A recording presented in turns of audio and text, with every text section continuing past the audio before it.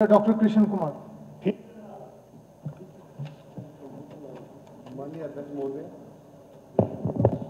माननीय अध्यक्ष महोदय, सबसे पहले तो मैं आपका धन्यवाद करना चाहूँगा कि आपने मुझे शून्यकाल में बोलने का मौका दिया। तो मेरे बावल क्षेत्र की सबसे पहली मांग है कि जो ओलावृष्टि पुराने टाइम की और जो दिसंबर में हुई थी और जो ये ओलावृष्टि उसकी सर अभी तक किसानों को मुआवजा नहीं मिला है, तो मुआवजा तुरंत दिलाया जाए। और इसके साथ साथ हमारे जैसे कल विकास हारानी जी कैथल विधायक, इन्होंने एक मुद्दा उठाया था कि छोटे किसान, तो अगर इसकी कोई इनके पास कैटेगरी हो तो बताएं छोटे बड़े किस तरह कैटेगरी है, क्योंकि सर रेवाड़ी, महेंद्रगढ़ और जब दक्षिणी हरियाणा सारा, उनके पास 2, 3, 4, 5 से ज्यादा जमीन नहीं है। तो अगर मेरा सुझाव है अब कुछ ऐसी कमेटी बनाए भी किसानों की कैटेगरी जो कितनी फसल होती है, क्योंकि बाकी जिलों में 3 से 4, ये दोनों जो दक्षिणी हरियाणा इसमें सिर्फ 1 फसल होती है। तो जो मुआवजा मिलना चाहिए एक्चुअल, तो उसको सारा ना देके एक्चुअल जो फसल का लॉस है वो दिया जाए, क्योंकि एक ही फसल पर निर्भर है उनकी शादी त्योहार सब शादी। तो ये सर मैंने जैसे अपने इसके लोहारू, बाढ़ड़ा, सतनाली, कनीना, अटेली, बावल, इसमें सारा क्षेत्र कवर हो जाता है, इवन मेवात भी। तो जिनकी जो एक्चुअल फसल एक होती है मुआवजा। अगला सर मेरा ये था कि बावल क्षेत्र औद्योगिक क्षेत्र है, लेकिन इसका डेवलपमेंट प्लान अभी तक नहीं है। तो हमारे पृथला के विधायक जी ने बताया जैसे भाई पृथला में ये दिक्कत है, तो सर बावल क्षेत्र में भी acai India company, Minda group की 8 कंपनियां अच्छी लेवल की है, जिसमें सर उसमें स्टेडियम भी है, इवन हेलीपैड भी बने हुए। धारवाड़ एरिया में आप जाओगे तो उनके खुद के हेलीपैड है। तो इस तरह के हैं, लेकिन मूलभूत सुविधाएं नहीं। तो इंडस्ट्रीज एरिया को देखते हुए सर इनका डेवलपमेंट प्लान शीघ्र मंजूर किया जाए, ताकि उसमें जो जितनी पॉपुलेशन आएगी बढ़ोतरी होगी, तो जो मूलभूत सुविधाएं उद्योगपतियों को, छोटे बड़ों को पहले ही मिल जाए, इससे पहले कि उसमें कंजेशन बढ़े। उसके बाद सर एक बड़ा मुद्दा एम्स मादरा, ये सर हमारी सरकार के प्रयासों से हमारे प्रधानमंत्री जी ने उद्घाटन किया और केंद्रीय मंत्री अपने राव इंद्रजीत सिंह जी, उनके प्रयासों से उद्घाटन हो गया। तो इसके लिए सर केंद्र से तालमेल करके जल्द से जल्द इसकी ओपीडी शुरू कराई जाए।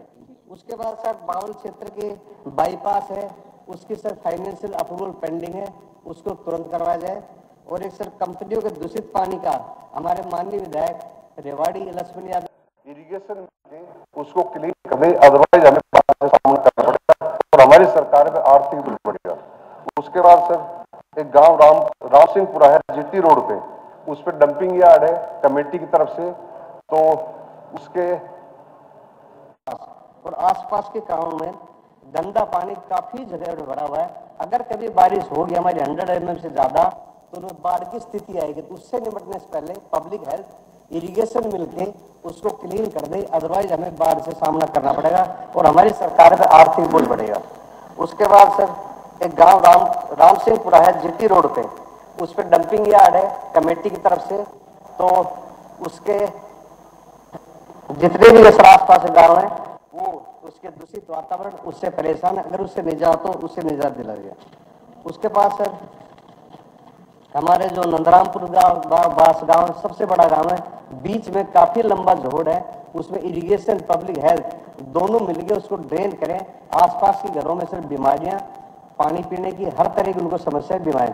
उसके बाद सर मार्केट बावल इसका दर्जा बढ़ाया जाए और इसे इंजीनियरिंग कॉलेज बावल क्षेत्र में कोई भी नहीं है, तो इंजीनियरिंग क्षेत्र तुरंत प्रभाव से स्वीकार किया जाए। और स्वास्थ्य सेवाओं का सर मैं बताना चाहूंगा, बावल क्योंकि बीच में है जीटी रोड पे, एक कम्युनिटी हेल्थ सेंटर, इसको एसडीएच में कन्वर्ट किया जाए। और एक सर पीएचसी भाड़ावास है, इसको कम्युनिटी हेल्थ सेंटर बनाया जाए। और सब सेंटर सर एक नांगलतेजू है जो कि राजस्थान के बॉर्डर पे है, उसके 30-35 गांव पड़ते हैं। अगर वो पॉपुलेशन नॉर्म फिट होते हैं तो उसको तुरंत पीएचसी में बदला जाए। और ऐसे ही शहबाज और खालसा वो भी उपकेंद्र है, वो भी रिमोट में राजस्थान के पास, उसको भी प्राइमरी हेल्थ सेंटर में कन्वर्ट किया जाए। और एक सर प्राइमरी हेल्थ सेंटर खोरी सर रेवाड़ी से नारनौल रोड पे जीटी रोड बन गया, लेकिन कोई ट्रोमा सेंटर सा भी नहीं है, तो एटलीस्ट प्राइमरी हेल्थ सेंटर खोरी में बना दिया जाए, तो उसमें कोई भी दिक्कत नहीं आएगी।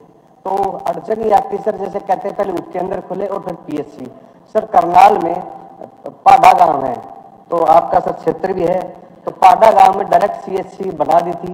तो अगर कोई रिलैक्सेशन नियमों में ढील हो तो प्राइमरी हेल्थ से थोड़ा बढ़ा दे तो बीच में कम से कम 50 किलोमीटर दूरी में एक स्वास्थ्य केंद्र हो जाएगा।